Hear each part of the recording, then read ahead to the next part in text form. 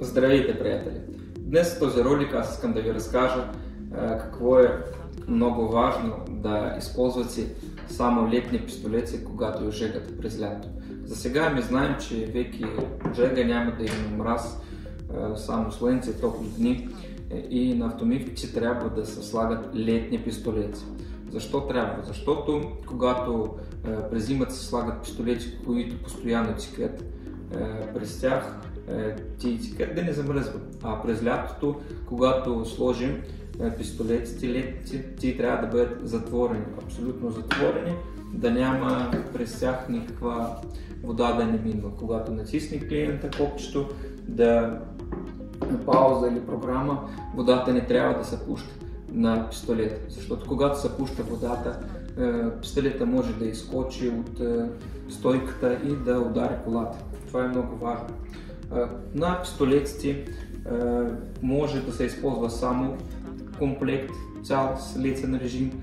Ако имате сега пистолети немски, може на тях да сложим ремкомплект с летен режим. Ми го слагаме и пистолетът се работи в летен режим. Това трябва да го правите на всичките автомивки ваши, защото клиента, когато пистолетите са сложени летни, той си натиска програма и веднага му тръгва от магистрала препарат или вода, сразу му тръгва към на пистолета. А когато са сложени, оставени са зимните пистолети през лятото, препаратите, водата, тя се изсича от всичката магистрала и това е лошо. Клиента си губи своите пари. Крайният клиент, когато сложи 2 лева и той пуска програмата, ако взиме пистолет, тя си врави и дордето тръгне водата от пистолета или препарата, пяната, няма 20-30 стотинки, веки ги няма у клиента.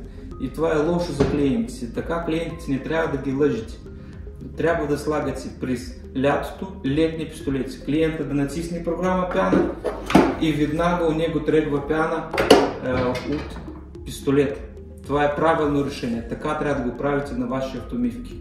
Благодаря ви за внимание. Хубав ден!